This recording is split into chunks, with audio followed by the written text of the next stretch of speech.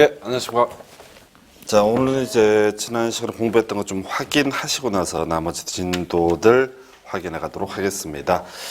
먼저 우리 교재로는 309페이지를 보시게 되면 소위 이제 도시군 관리계획이라고 하는 개념이 나와 있습니다. 그래서 토지 소유자가 소위 이제 건축물의 건축 같은 개발 행위를 하고자 할 때 일정한 규제 들어가게 됩니다. 그래서 소위 건축물의 건폐율과 용적률, 용도 제한, 그리고 이제 나중에 높이 제한 이런 것들이 나오게 되는데 이 건폐율, 용적률, 용도 제한, 높이 제한 등을 다루고 있는 계획을 가리켜서 도시군 관리계획이라고 부르게 됩니다. 그래서 그림 복잡하게 되는데 핵심 축은 그거죠. 자, 도시군 관리계획이라고 하는 것을 통해서 자, 국가나 지자체에서는 토지 소유자에게 이 건축물과 관련해서 건축물의 건폐율, 크기 규제하는 개념이죠. 용적률, 그다음에 용도 제한, 그리고 이 건폐율과 용적률이 결합되면 간접적으로 높이 제한의 문제가 발생이 됩니다. 그래서 하여튼 이 도시군 관리계획이라고 하는 것을 만들어냈고요. 토지의 소유자가 건축물의 건축 등을 하고자 할 때는 이런 도시군 관리계획에 적합했을 때 소위 허가라고 하는 것을 받아낼 수가 있다. 이게 이제 기본적인 고리계획이 되겠고요. 자, 근데 좀 어려운 것이 이 도시군 관리계획이라고 하는 게 하나의 계획이 아니라 여러 개의 계획, 총 7개가 나옵니다. 그래서 가장 중심이 되는 것이 용도 지역의 지정 변경에 관한 계획에서 전국도 21개 중에 하나의 등급을 매겨서 각각의 토지에 대해서 건폐율과 용적률, 용도 제한, 높이 제한을 다루는 개념이 바로 용도 지역이라고 하는 개념이 되겠고요. 우리가 지난 시간에 간략하게 봤습니다. 자, 한편 이 용도 지역이라고 하는 것을 통해서 건폐율, 용적률, 용도 제한, 높이 제한 가능한데요. 이 건폐율, 용적률 기존에 있는 규제를 바꿔줄 필요가 있다라고 하게 되면 용도 지역 21개 중에 다른 하나를 지정 또는 변경함으로써 역시 규제를 바꿔줄 수 있습니다. 그런데 용도 지역은 그대로 두고요. 그 위에다 추가적으로 용도 지구라고 하는 것을 지정을 하는 것도 하나의 방법이 될 수가 있습니다. 다만 이 용도 지구라고 하는 것은 반드시 지정을 해야 되는 것이 아니라 있을 수도 있고 없을 수도 있는 개념 이렇게 봐야겠고요. 용도 구역, 자, 주로 도시 외곽 지역 등을 대상으로 개발을 억제하는 것이 일반적인 모습인데 요 근래 이제 사육계가 하나 등장한 게 이제 개발 가능한 용도 구역도 있습니다. 어찌됐든 간에 용도 구역이라고 하는 거 자세한 내용은 지금 알 수가 없더라 할지라도 결과적으로 이제 관리계획이라고 한 축의 한 틀에 들어가기 때문에 건폐율, 용적률, 용도 제한, 높이 제한 등을 하기 위한 수단 방법 중에 하나로 볼 수가 있겠고요. 그 다음에 이제 네 번째가 기반 시설의 설치 정비 계량이라고 해서 자, 이 기반 시설의 설치 정비 계량이라고 하는 것도 넓은 범주에서 관리계획의 일종으로 볼 수가 있겠고요. 그래서 우리가 자세한 내용 모른다 할지라도 국가에서 도로학교 공원을 만들기로 결정 고시를 하게 된다라고 했을 때 이때 이제 건폐율, 용적률, 용도 제한의 규제 나올 수 있습니다. 그리고 이제 지구 단위 계획이라고 하는 것이 있는데 이 지구 단위 계획이라고 하는 거, 요건 이제 앞에서 이제 공부해 가게 될 용도 지역, 용도 지구, 기반 시설이라고 하는 거, 요거 엄청 빨리 바꿔주고 싶을 때 하는 것이 지구 단위 계획이라는 개념이고 일단 큰 틀의 그림에서는 지구 단위 계획도 관리 계획의 일종, 그래서 건폐율, 용적률, 용도 제한, 높이 제한 등을 규제하기 위한 수단 이렇게 해석을 합니다. 그 외에도 도시 개발 사업 그리고 정비 사업이라고 하는 것도 넓은 범주에서 관리계획. 그래서 이 도시 개발 사업의 경우 도시 개발법이라고 해서 따로 이제 몇 시간 동안 공부를 해야 되고 정비 사업이라고 하는 것도 정비법이라는 법을 통해서 따로이 공부를 하게 됩니다. 그래서 주로 이제 우리가 관리계획 얘기하게 되면 용도 지역, 지구구역, 기반 시설, 지구 단계획 요 정도가 주된 뼈대가 되겠습니다. 그래서 요만큼을 다 묶어서 부를 때 이것들을 총칭해 부를 때 관리계획이라는 표현을 썼었고요. 한편 이런 관리계획의 기준점을 삼기 위한 계획을 도시군 기본계획 이렇게 정의를 했습니다. 그리고 약속을 하기를 이 기본계획과 관리계획을 묶어서 부를 때 이걸 우리가 도시군 계획이라고 용어의 정의를 했습니다. 그래서 뭐 이런 부분들은 뭐 그냥 약속이에요. 약속. 왜 그런가? 그냥 이런 거 없어요. 그냥 이렇게 약속을 하고 있는 것에 불과해서 굳이 개념을 잡자면 도시군 계획이라고 하는 것은 하나의 시 또는 군을 대상으로 수립하는 계획을 얘기하게 될 것이고 그 중에서 자, 좀 포괄적이다라고 하게 되면 도시군 기본계획, 구체적인 계획이다라고 하게 되면 도시군 관리계획 이렇게 이제 정의를 하게 됩니다. 자, 한편 그 위에 광역도시계획이라고 하는 개념이 있게 되는데요. 이 광역도시계획이라고 하는 거 개념 비교하면 도시군 계획이 대응해서 도시군 계획이 하나의 시 또는 군을 대상으로 한다라고 했을 때 광역도시계획은 해석상 둘 이상의 시 또는 군을 대상으로 수립하는 계획이 되겠습니다. 다만 이 광역도시계획은 뭐 오늘 주에서 좀 논의하겠지만은 반드시 수립해야 되거나 그런 것은 아니고요. 할 수도 있고 안 할 수도 있다. 그 외 국가적으로 중대한 프로젝트라고 했을 때 국토교통부장관이 수립하는 계획을 국가계획이라고 부르게 됩니다. 그래서 자 순서 항상 기억하셔야 돼요. 국가계획 제도에 있고요. 그 다음에 광역도시계획, 그 다음에 도시군 기본계획, 도시군 관리계획에서 가끔 이제 시험지문에 구성이 되는데 그렇게 어렵지는 않을 겁니다. 그래서 이 관리계획은요, 기본계획에 적합하게 수립해야 되고, 기본계획은 광역도시계획에, 자, 그리고 광역도시계획은 국가계획에 적합해야 된다라고 하는 거에서 이렇게 이제 계획들이 쭉 나오게 되는데, 사실 대부분의 논의 쟁점이라고 하는 것은 아무래도 도시군 관리계획이라고 하는 개념이 되겠습니다. 그래서 자, 우리가 이제 지난 시간에 공부해왔던 것 중에서 한 페이지 넘기게 되면요, 310페이지 하단부 가서 한번 볼까요? 자, 우리가 도시군 관리계획부터 지난 시간에 공부를 했습니다. 311페이지 310페이지인가요? 네, 310페이지 밑에 쪽을 보니까 도시군 관리계획의 내용이라고 하는 것이 나와 있습니다. 그래서 자, 용도 지역 나와 있죠. 용도 지역의 지정 변경에 관한 계획을 도시군 관리계획이라 부른다. 용도 지구의 지정 변경에 관한 계획. 이걸 또 다른 표현으로 뭐라 부를 수 있다? 도시군 관리계획. 용도 구역의 지정 변경에 관한 계획을 역시 도시군 관리계획, 기반 시설의 설치, 정비, 개량에 관한 계획을 역시 도시군 관리계획, 그리고 자, 지구 단위 계획 혹은 지구 단위 계획도 도시군 관리계획, 그 외 도시개발 사업, 정비 사업에 관한 계획도 도시군 관리계획, 뭐 이런 식으로 이제 되어 있다는 얘기죠. 그래서 그 중에서 제일 어려운 얘기가 용어에 관한 부분. 자, 도로학교 공원을 만드는 사업, 기반 시설의 설치, 정비, 개량을 하자고 결정을 하게 되면 이걸 우리가 도시군 계획시설이라고 정의를 하게 될 것이고요. 그래서 이 도시군 계획시설, 실제로 도로학교 공원을 만들어가는 사업을 도시군 계획시설 사업이라는 용어를 쓰게 될 거예요. 그 다음에 이제 재개발, 재건축하는 정비사업, 또 신도시 만드는 도시개발사업, 이렇게 세 개를 묶어서 도시군 계획사업이라고 용어의 정의를 하고 있습니다. 그래서 뒤에 이제 개발 행위허가 요 얘기를 할 때 도시군 계획사업, 도시개발사업, 정비사업 이렇게 세 가지는 허가를 요하지 않는다. 이런 내용들을 이제 지적을 하게 될 텐데 그건 그때 가서 봐야겠고요. 어찌됐든 도시개발사업, 정비사업이라고 하는 것도 넓은 범주에서 관리계획의 일종으로 보고 있다. 다만 이 영역에서 직접 시험 문제 구성을 할 때는요, 관리계획의 내용으로 볼 수 없는 것을 고르시오라는 식의 문제가 두 번, 세 번 출제가 됐습니다. 그래서 자, 우리가 이제 경우수가 너무 많아서 다 외울 수는 없고요. 그 중에서 출제하는 포인트 용도 구역이라고 해서 용도 구역의 종류가 개발 제한구역, 시가화 조정구역, 자, 도시자연 공원구역, 수산자원 보호구역, 그리고 입지 규제 최소 구역 뭐 이런 것들이 있습니다. 했을 때 이렇게 5개를 묶어서 뭐라고 그런다? 용도 구역이라고 부르게 됩니다. 다만 앞으로 이제 공부에 감에 있어서 개발 밀도 관리구역 또는 기반 시설 부담 구역 이렇게 구역이란 말을 많이 공부하게 되거든요. 근데 그 모든 구역이라는 표현을 쓰고 있는 것 자체가 용도 구역이 되는 것은 아니다라고 하는 게 논의의 포인트에서 결과적으로 이제 용도 구역의 종류를 외우는 게 포인트예요. 나중에 이제 계속 반복이 되게 되는데 개발 제한 구역, 시가화 조정 구역, 그다음에 수산자원 보호 구역, 도시 자연 공원 구역 그리고 이렇게 네 가지는 이제 사실 개발을 못하게 억제시키는 그런 특징을 가지고 있고요. 그 다음에 이제 입지 규제 최소 구역 새롭게 등장을 한 것인데 요건 이제 구도심지, 낙후된 도심지를 개발을 하기 위한 개념이 바로 입지 규제 최소 구역 뭐 이런 의미를 가지고 있습니다. 그래서 요렇게 해서 자, 관리계획의 내용, 자, 구역이란 말을 쓴다고 해서 무조건 용도 구역이 되는 것은 아니다. 그래서 개발 제한 구역하고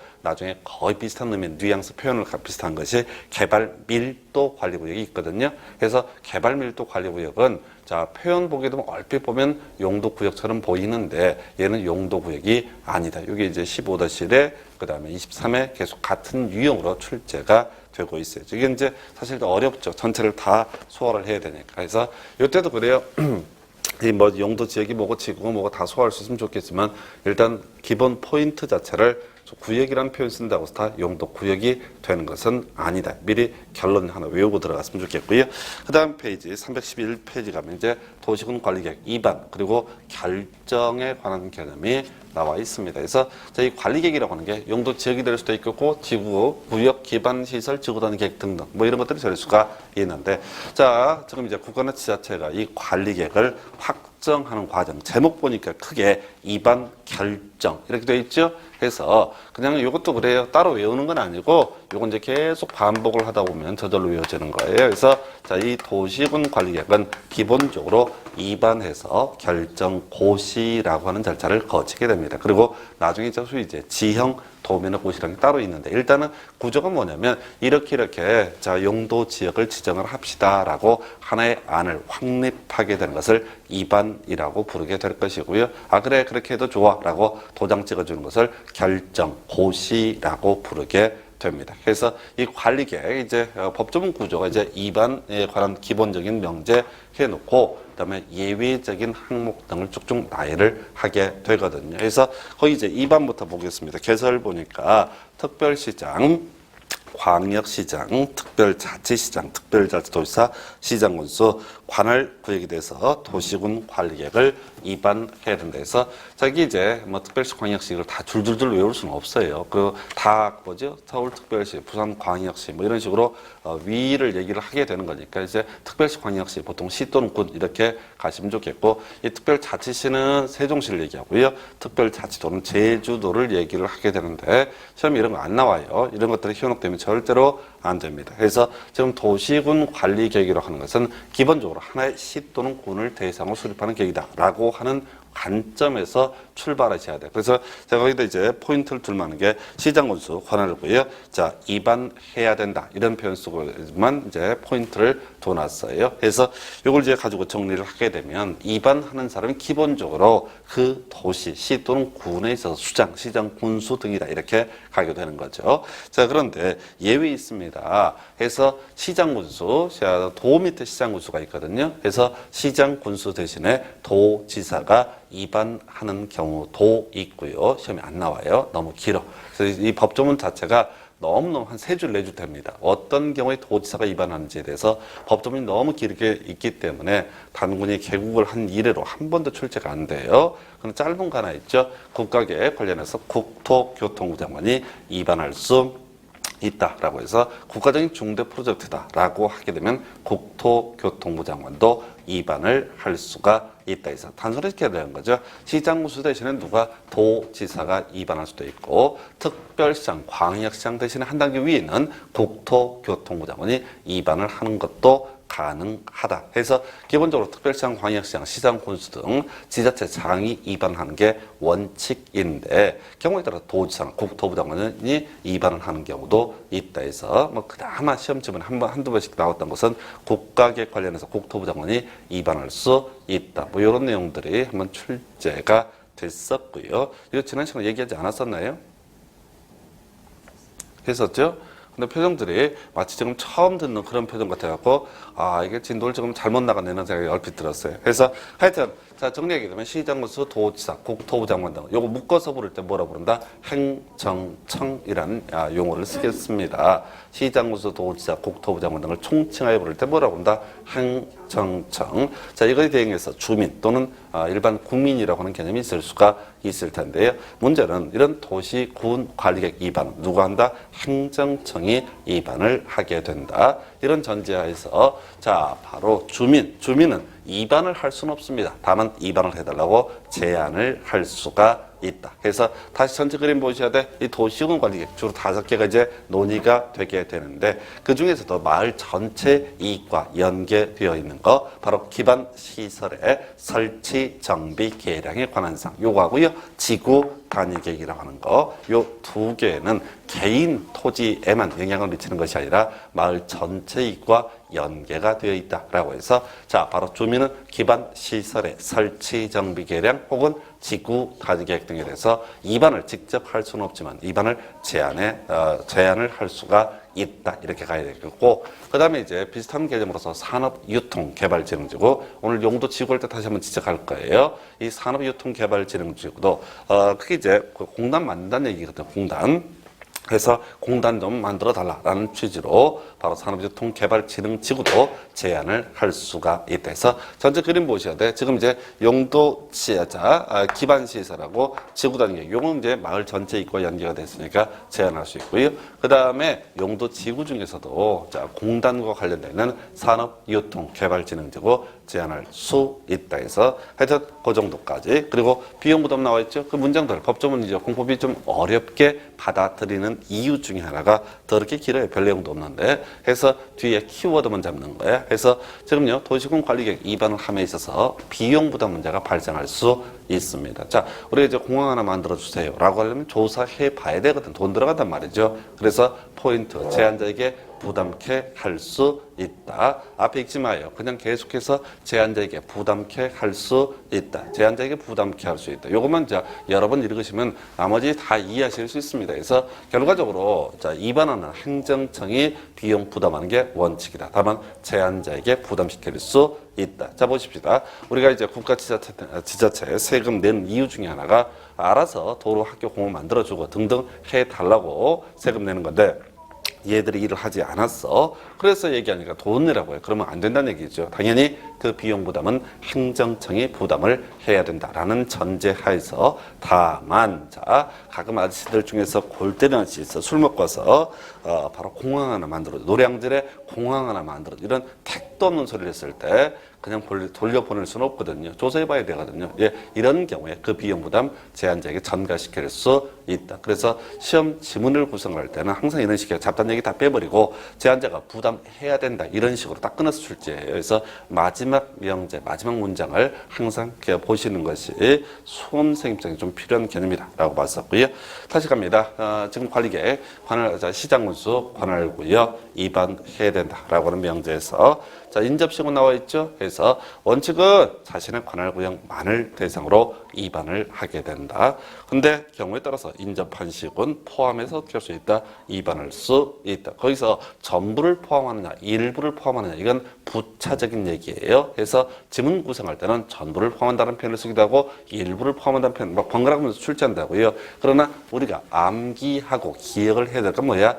인접시군 포함, 입안, 포함해서 입안했다. 원칙은 뭔데? 관할구역인데 인접시군 포함해서 입안할 수 있다라고 봐야 되겠고, 그다음에 동시 입안이라고 하는 개념 나와 있습니다. 그래서 요 얘기는 앞에서 우리 이제 전체 체계와 관련돼 있었는데, 도시군 관리계획 위에 있는 계획이 도시군 기본계획, 또 도시군 기본계획 위에 있는 계획이 광역도시계획, 그 위에 있는 것이 국가계획, 이렇게 됐단 말이죠. 그래서 국가계획은 다른 법에서 다루고 있으니까 논외로 치고, 지금 이제 관리계획을 수립하고자 입안을 하고자 한다라고 했을 때 기본계획 있어야 되고요. 기본계획 있어야 거의 적합하게 수립할 수 있습니다. 또 경우에 따라서 광역도시계획도 존재해야 됩니다. 근데 지금 국가나 지자체가 관심을 가지고 있는 계획은 관리계획이지 나머지는 별로 중요한 계획이 아니에요. 그래서 지금 이제 이 관리계획을 입안을 해야 되는데 기본계획 또는 광역도시계획이 없어서 입안을 못하고 몇 년씩 질질 끈다 하면 안 되겠죠. 그래서 어떻게 할 수 있다? 함께 입안할 수 있다. 법조문에서는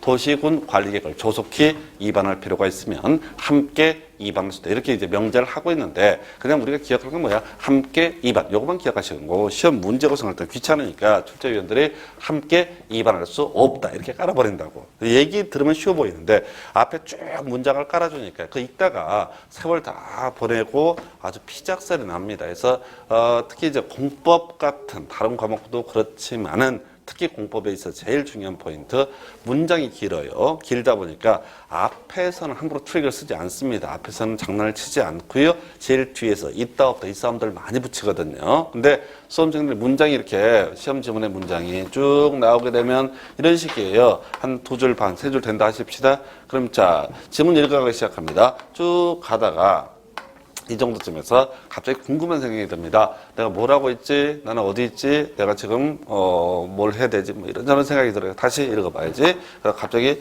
근데 가스불은 끄고 왔나? 이런 생각이 들어가지고 다시 놓치고 계속 이어간다고. 그러니까 마지막까지 읽어 가실 때쯤 되게 되면 한 3번, 4번을 시도를 해야 된다고요. 문장이 기니까. 그리고 나서 아주 흐뭇하죠. 다 읽었다는 그 흐뭇함에 해서 옳고 그르고 등등 아무 관심이 없어져요. 해서 지금 항상 문제를 가실 때는 뒤에부터 먼저 읽는 습관 들이셔야 돼. 이거 하게 되면 앞에 읽어볼 것도 없어요. 그래서 뒤에 보면 함께 입안할 수 있다는 법조문이 있다고요. 그럼 함께 입안할 수 있는 것은 아니다. 함께 입안할 수는 없다. 뭐 이런 식으로 지문 구성을 하게 되면 앞에 이런 저런 내용들에 현혹되지 않고도 외운 내용들을 바로 시험에 적용을 할 수가 있습니다. 그래서 함께 입안이라고 하는 개념 보셨고요.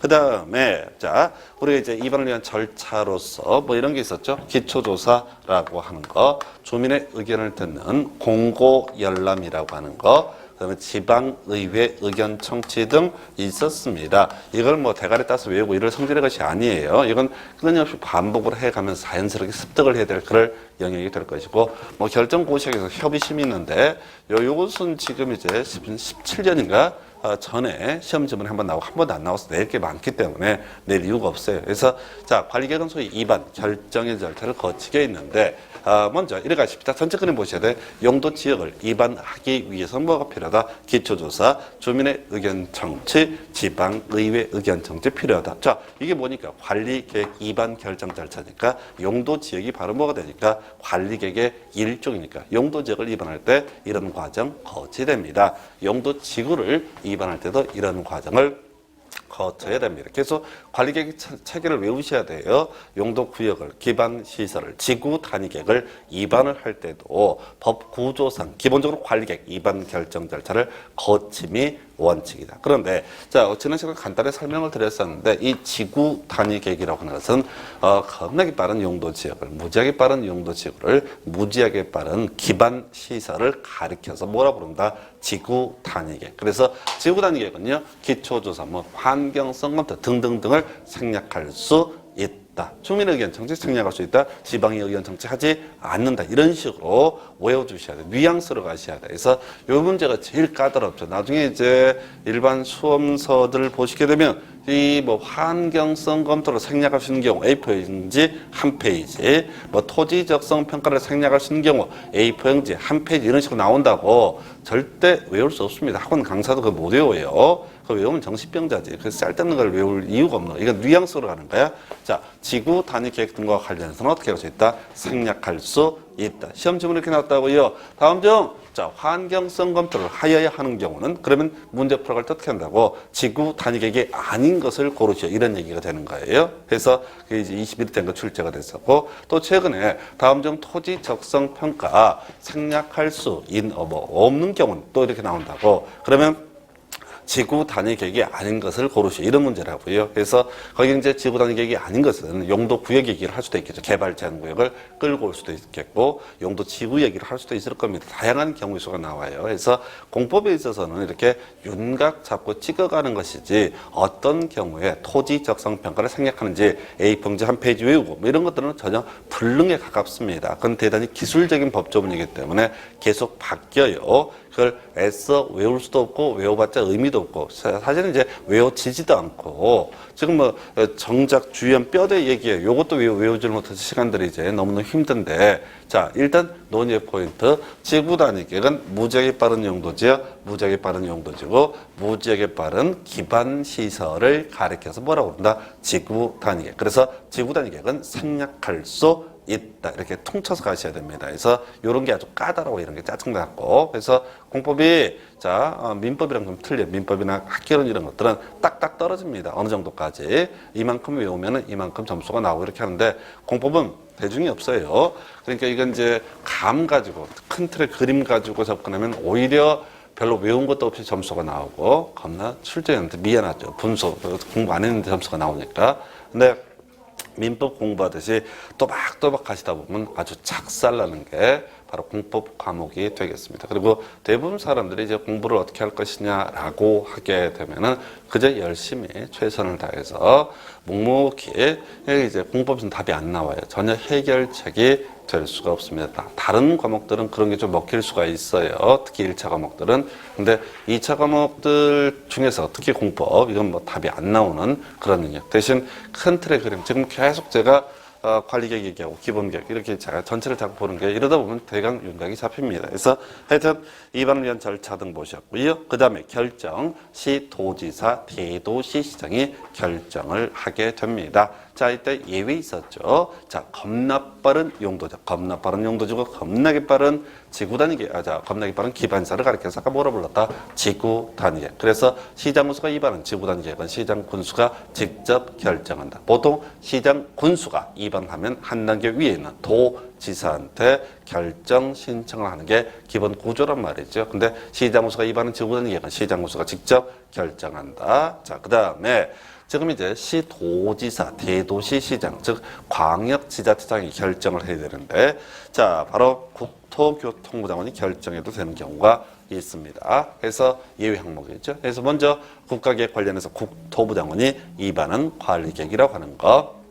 두 번째, 자, 용도구역의 한 종류죠. 개발제한구역. 그리고 세 번째, 국가계획과 연계된 시가화 조정구역. 그리고 자, 입지 규제 최소구역까지 이렇게 자, 총 4가지는 시도지사, 대도시시장이 아니라 국토교통부 장관이 결정을 하게 된다라고 봤었고요.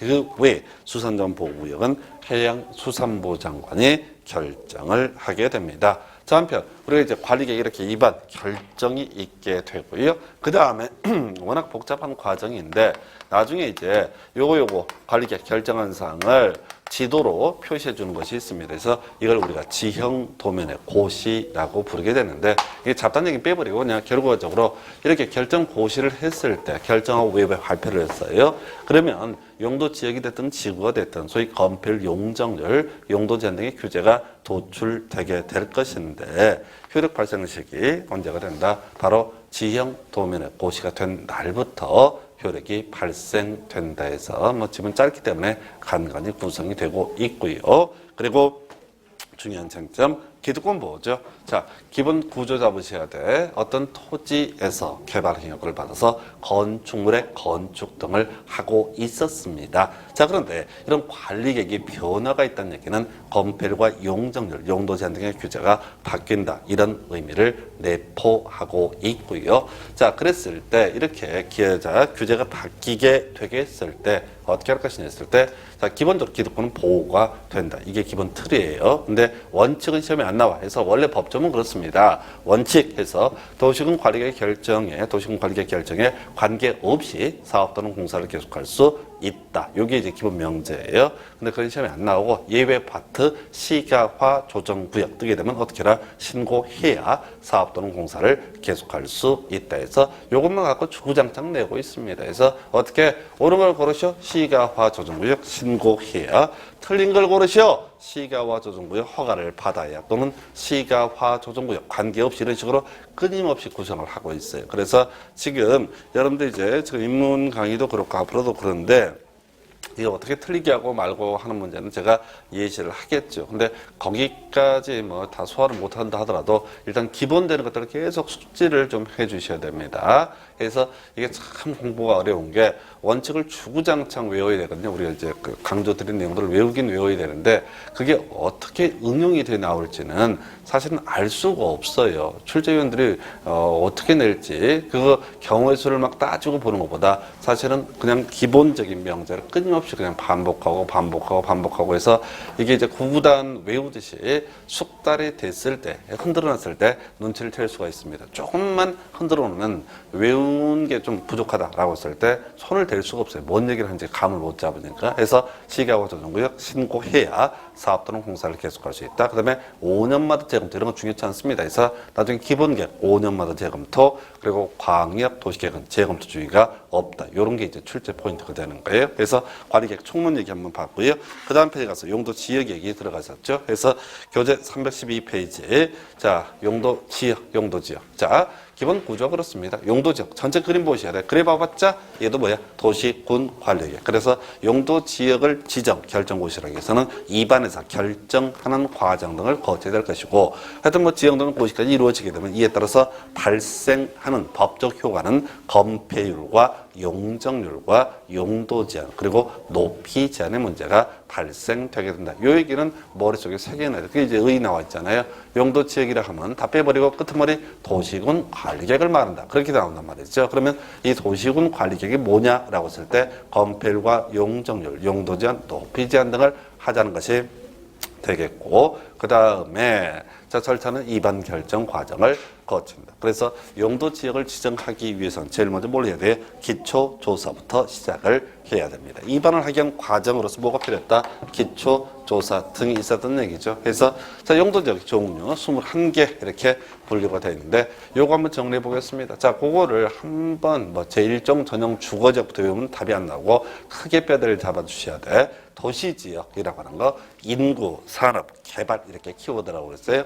인구와 산업이 밀집이 돼 있거나 밀집이 예상돼서 앞으로 개발 등을 하자는 지역이 뭐가 된다? 도시지역이라고 하는 거. 그 다음에 농림지역, 농림업의 진과 산림보존, 자연환경 보존지역은요 보전하고 보육성. 그래서 용도지역의 3대 축은 도시지역, 농림지역, 그리고 자연환경보전지역 이렇게 3대 축으로 나눠서 볼 수가 있습니다. 자, 한편 중간에 이제 관리지역 나와 있어요. 이 관리지역은 애매한 토지를 가리켜서 관리지역. 뉘앙스 가는 거야. 그래서 쪽팔리게 쓰지 마. 애매 이건 쓰지 마.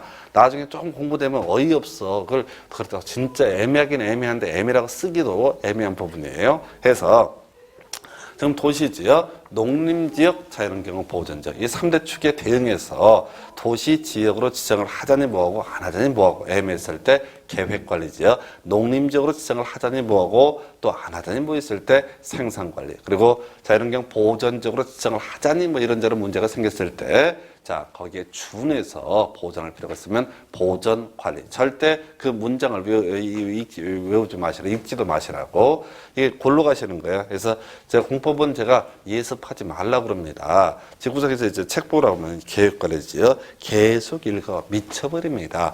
여기서 모르는 단어가 하나도 없어요. 환장하는 거지 이게. 차라리 모르는 단어가 있으면 낫다니까요. 민법이 그 재미있잖아. 선의, 악의 뭐 그러면서 그 이제 알아가는 재미가 있어. 근데 예를 들어서 계획관리, 도시 지역으로 편입이 예상되는 지역 또는 자연환경 등을 뭐야 다 아는 단어인데 그게 시험에 안 나온다는 거지 이게. 그래서 뉘앙스를 잡으셔야 돼. 그래서 학원 선생들이 먹고 사는 거야.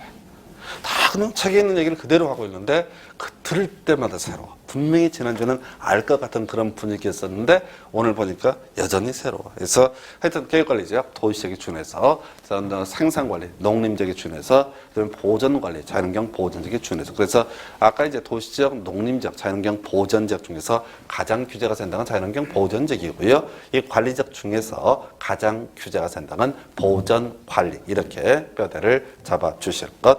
자 그리고요. 자 이제 도시지역. 자, 인구산업 개발이라고 그랬었고 개발의 전형적인 케이스는 바로 뭐가 된다? 건축물의 건축이 핵심이 되게 됩니다. 그래서 도시적 건물 지을 수 있다라는 뉘앙스 전제하에 자 그럼 어떤 건물을 지을 것인가? 주거용 건물, 상업용 건물, 공업용 건물 등으로 이제 구분하게 되면서 주상, 공, 녹 등으로 구분을 하게 됩니다. 한편 주거적, 주거용 건물 위주로 지어라 라고 이렇게 정해주는 용도 지역의 경우 크게 세 개, 전일준 그리고 전용 주거적은 1종과 2종, 그 다음에 일반 주거적은 1, 2, 3종으로 세분할 수 있고요. 준 주거적은 세분할 수 없습니다. 그래서 자 주거적 총 6개의 경우의 수가 있게 되는데 1종 전용 주거적 단독 주택 중심, 그다음에 2종 전용 주거적 공동 주택 중심. 그래서 어떤 토지가 내가 땅을 가지고 있는데 이 토지가 1종 전용 주거적이다. 그러면 여기는 뭐야? 단독 주택 위주로 지어라라고 시키는 거예요. 그래서 단독 주택이 아닌 공동 주택을 짓겠다라고 하면 허가를 내주지 않는 지역이 1종 전용 주거적. 한편 일반 주거적은 층수에 따라서 1, 2, 3종으로 분류를 할 수 있습니다. 그래서 자 1 1종 일반 주거적 저층 4층이하를 의미합니다. 2종 일반 주거적 중층, 그다음에 3종 일반 주거지역 중고층 이런 식으로 정의를 하고요. 준주거적 주거 기능 외에 상업 업무 기능의 보완이 필요한 지역을 준주거 지역이라고 정의를 하게 됩니다. 그래서 나중에 이제 구체적인 용도 지역에 따른 건축 제한들을 검토하다 보면 이 상업 지역하고요 준주거 지역은 거의 비슷하게 규제가 이루어지고 또 나중에 건축법 등을 통해서 규제하는 내용을 봐도 상업지역과 준주거지역 거의 비슷하게 가고요. 그리고 또 비슷한 것이 준공업지역이라고 하는 것도 상업지역과 유사하게 규제를 합니다. 이유는 준주거가 됐든 준공업이 됐든 둘 다 상업적 요소로 활용을 할 수가 있고 사람들은 돈 되는 방향으로 토지를 이용을 할 것이기 때문에 바로 저 준주거, 준공업에서도 상업적 요소를 많이 활용을 하거든요. 그러니까 이 준주거, 준공업도 규제하는 양식을 보면 마치 상업적과 유사한 형태로 보여진다. 나중에 보시겠고요. 그 다음에 이제 상업지역이라고 하는 건 4개죠. 중심, 일반, 근린, 유통 4가지로 구분하게 됩니다. 가장 뻔한 지역 중심상업지역, 일반 상업지역은 조금 그 중심상업보다는 밀리는 지역, 그 다음에 근린 상업지역, 재래시장, 유통상업지역, 도매 시장 이런 식으로 이제 구분을 하고요. 뉘앙스만 가셔야 돼.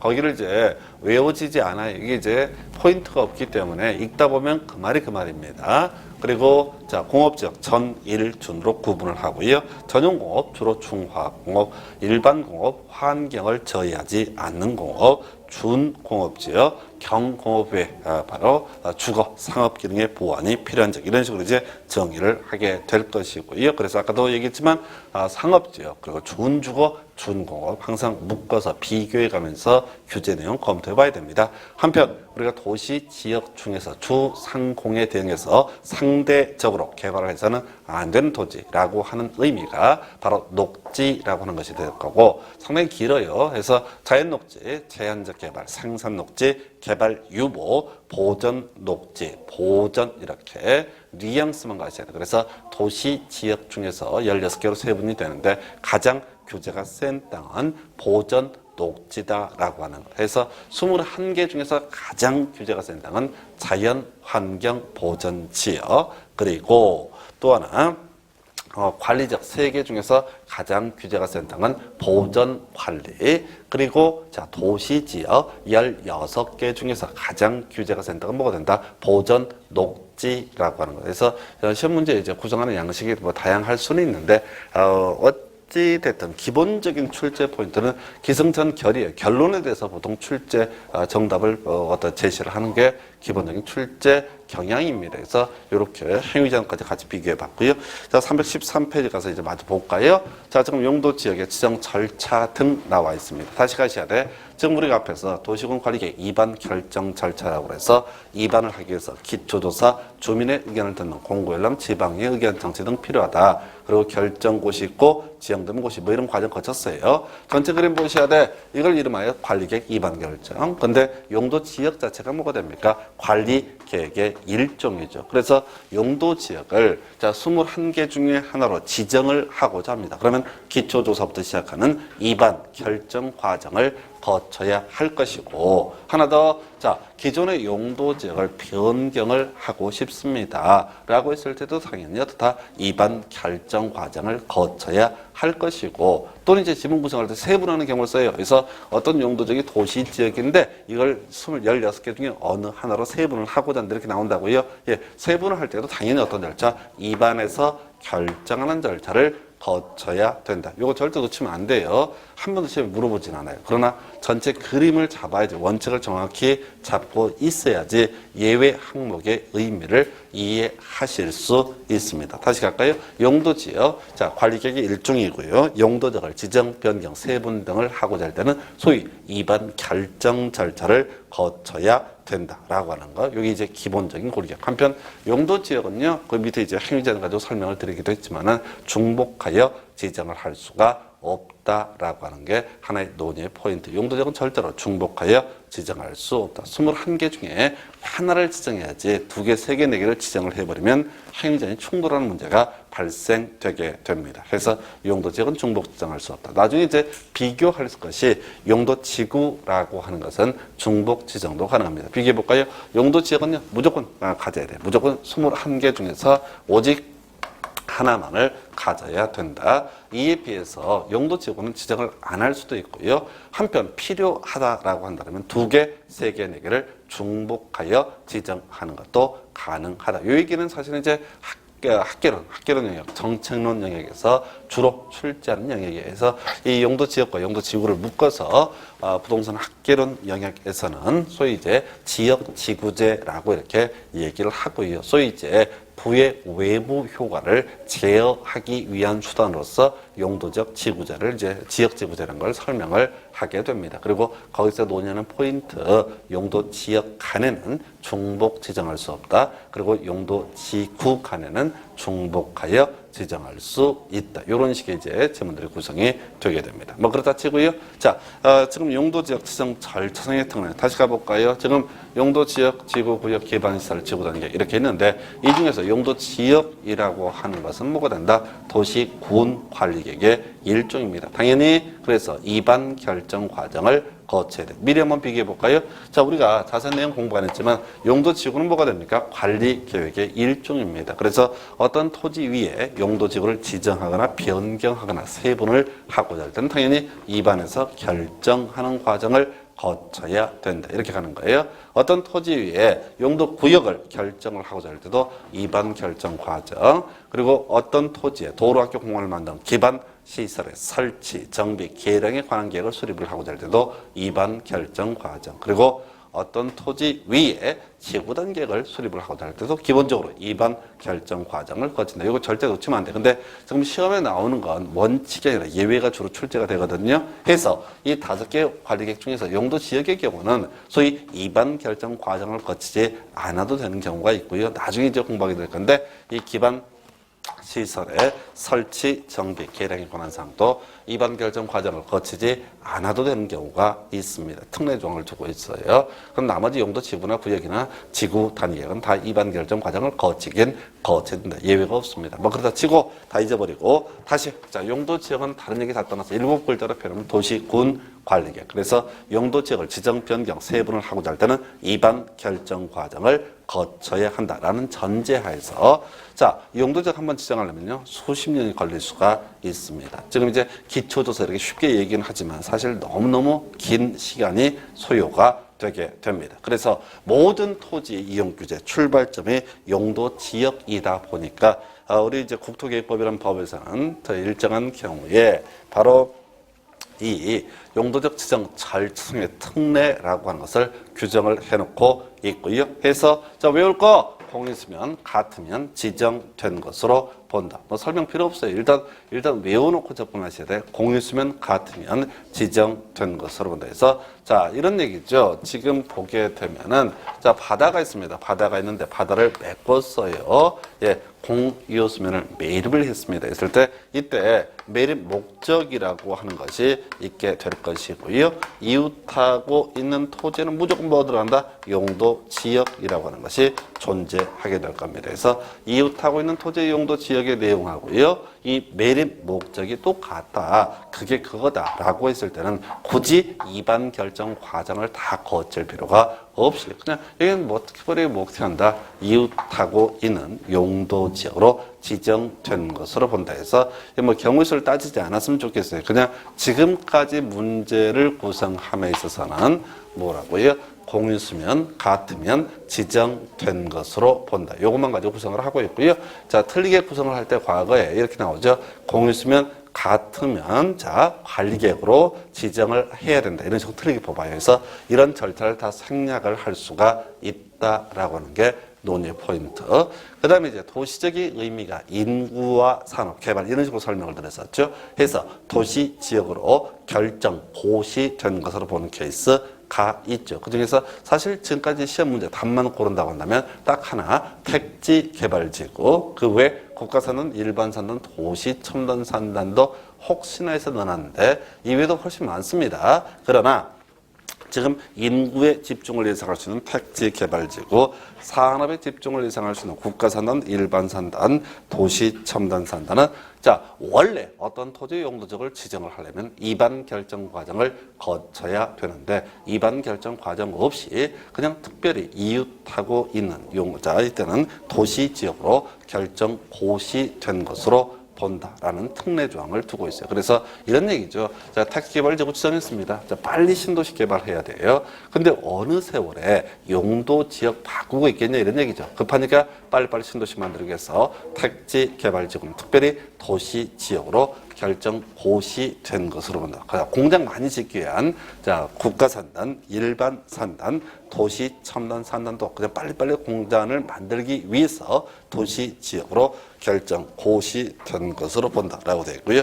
4번 질문 한번 설명드릴까요? 자 지금요 택지 개발 지구가 지정되면 또 국가 산단 등이 지정되면 특별히 이반 결정 과정을 생략하고 도시적으로 결정 고시된 것으로 본다. 뭐 이런 조항이 있었단 말이죠. 자 그랬을 때 자 여기서 문제가 되는 게 만약에 자 신도시 개발을 하기 위해서 택지 개발 지구를 지정했다가 또는 공단 개발하기 위해서 국가 산단 등을 지정을 했다가 요거 없던 일로 돌린다. 즉 해제를 하게 되면은 용도 지역 다시 원점으로 돌아가야 된다. 이걸 우리가 용도적 환원된다라고 이렇게 얘기를 하게 됩니다. 근데 그건 시험에 안 나와요. 왜? 예외가 중간에 하나 들어가 있거든. 자, 개발 사업이 완료된 경우 제외라고 돼 있죠. 해서 이 개발 사업이 완료된 경우 이런 경우 있다고요. 자, 어떤 지역을 택지 개발 지구로 지정을 하게 됩니다. 어떤 지역을 택지 개발 지구로 지정해요? 자, 그러면 이게 택지 개발 지구야. 그러면 앞에서 공부한 것처럼 이 지역은 이반 결정 과정 필요 없이 그냥 뭐로 본다? 도시 지역으로 결정 고시된 것으로 본다라고 했다고요. 자, 근데 이 택지 개발 사업 안 하기로 해서 없던 일로 돌려버린다고 지구 지정을 해제를 했다고요? 그러면 용도적, 도시적이 아니겠죠. 과거에, 뭔지는 모르겠지만 과거에 용도적으로 환원되게 된다. 이게 기본 구조이고 시험 문제 답을 구성을 할 때는 그 중에 또 예외 항목. 자, 택지 개발 지구를 지정해서 택지 개발 사업을 다 했습니다. 신도시 다 만들었어요. 그러면 더 이상 택지 개발 지구로 지정을 하지 택지 개발 지구에서 해제를 의제를 해버립니다. 왜? 택지 개발 지구라고 하는 것은 뭘 하기 위한 땅? 택지 개발 사업을 하기 위한 땅. 그런데 만약에 다 만들어졌다. 택지 개발 사업이 끝나버렸다. 라고 하면 굳이 지구로 존속시킬 이유가 없거든요. 그러면 바로 실효가 되어버리는 거예요. 그러면 이때 용도적 환원이 될 것이냐 했을 때 그건 아니란 얘기죠. 그래서 개발 사업의 완료로 지구 지정의 해제가 의제가 되는 경우 등에 있어서는 어떻다? 용도 지역이 환원되지 않는다. 해서 원칙은 시험에 내릴 수 없고요. 원칙을 내버리면 그래서 개발 사업이 완료된 경우 제외. 이거 빼고 출제했다 하십시다. 그건 옳을 수도 있고 틀릴 수도 있고 개판돼 버린다고요. 그럼 출제위원들은 항상 괄호 열고 괄호 안에 있는 걸 끄집어내서 출제한다고. 개발 사업이 완료가 돼서 지구 지정의 해제가 된 경우 용도 지역은 환원된다. 이런 식으로 이제 구성을 하게 되죠. 틀린 지문이 되겠습니다. 그래서 여기 이제 최근 24회 때인가 상당히 어렵게 구성한 케이스에서 다시 갑니다. 공인수면 같으면 지정된 것으로 본다. 그러면 택지 개발지구, 국가 산단 등은 특별히 도시 지역으로 결정 고시된 것으로 본다. 한편 자 이런 지구 지정 등의 해제가 의제가 되게 되면 용도적 환원됨이 원칙이지만은 자 그 개발 사업의 완료에 따라서 지구 지정의 해제가 되는 경우, 해제가 의제되는 경우 이때는 용도 지역 환원되지 않는다 정도로 가겠습니다. 좀 어려워요. 자 한편 용도적 지정되게 되면 이에 따라 발생하는 법적 효과, 건폐율과 용적률과 용도 제한의 문제가 발생되게 됩니다. 해서 제일 어려운 게 이거죠. 해서 이 건폐율 용적률을 묻는 문제의 경우에는 거의 매년 뭐 10년에 한 9번, 8번 출제가 되니까 안 나온 해가 특이할 정도로 거의 매번 출제가 되고요. 막상 수험생 입장에서는 썩 쉬운 문제가 아니에요. 그래서 이게 하도 외울 게 많다 보니까 나중에 붕붕 뜨는 것 중에 하나가 이 건폐율 용적률인데 일단은 용도지역의 종류를 먼저 숙지를 하셔야 됩니다. 그래야지 56657이든 9878이든 이게 의미가 있는 것이지 용도지역의 종류를 암기하지 않게 되면 이 순서가 아무런 의미를 가질 수가 없죠. 그래서 우리 주거지역이요. 건표를 보니까 56657 되어 있는데 그 전제 요건으로서 주거지역은 제1종 전용주거, 제2종 전용주거, 제1종 일반주거, 제2종 일반주거, 제3종 일반주거, 준주거 이렇게 6개로 세분할 수 있고요. 거기에 맞춰서 556657 이렇게 되어 있고 용적률은 주거지역 6개 뭐라고 되어 있어요? 100%, 150, 200, 250, 300, 500에서 100에서 시작해서 50씩 더해가다가 준주거지역 할 때 200을 더하는 그런 구조로 되어 있습니다. 상업적이요 중심 일반 근린 유통 이란 전제하에서 자 건별 9878 되겠고요. 용적률은요. 자, 중심 상업지역 1,500, 일반 상업지역 1,300, 근린 상업지역 900, 유통 상업지역 1,100 이런 순서로 되어 있고요. 자, 공업지역. 자, 건폐율은 똑같네요. 자, 전용주거, 일반주거, 준주거 777로 되어 있고 다만 용적률은 300, 350, 400 이런 순서로 되어 있습니다. 자, 녹지지역, 자연녹지, 생산녹지, 보존녹지 모두 건폐율 20% 이하, 용적률을 보니까 자연녹지 100% 이하, 생산녹지 100% 이하, 그리고 보존녹지 80% 이하라고 해서 도시 지역 16개 중에서 가장 규제가 센 땅은 뭐가 된다? 보존녹지라고 하는 거 외우셔야 되고요. 자, 계획관리지역, 생산관리, 보존관리 보니까 계획관리지역 건폐율 40에 용적률 100%, 생산관리 20에 80, 보존관리 20에 80 이런 구조고요. 농림지역 20에 80이고요. 자연환경 보존지역 20에 80 이런 순서로 되어 있습니다. 그래서 자 정리하게 되면 사실 이 건폐율 용적률은 나중에 조례를 통해서 규제가 이루어지게 되는데 일단은 최대 한도까지는 외워주실 것 해서 지금 이제 용도 제한을 우리가 공부를 다 안 했는데 이 건폐율과 용적률과 용도 제한 이 규제를 자 비교를 하다 보면은 이 21개 중에서 가장 규제가 센 땅은 자연환경보전지역 그리고 도시지역 16개 중에서 가장 규제가 센 땅은 바로 보전녹지 그다음에 관리지역 3개 중에서 가장 규제가 센 땅은 뭐가 된다? 보전관리라고 하는 거 이렇게 보실 수 있겠습니다. 그래서 이렇게 해서 지난 시간에 여기까지 공부했던 내용 한번 복습해 봤고요. 자, 다음 페이지 314페이지부터 잠시 쉬었다가 이어서 가도록 하겠습니다.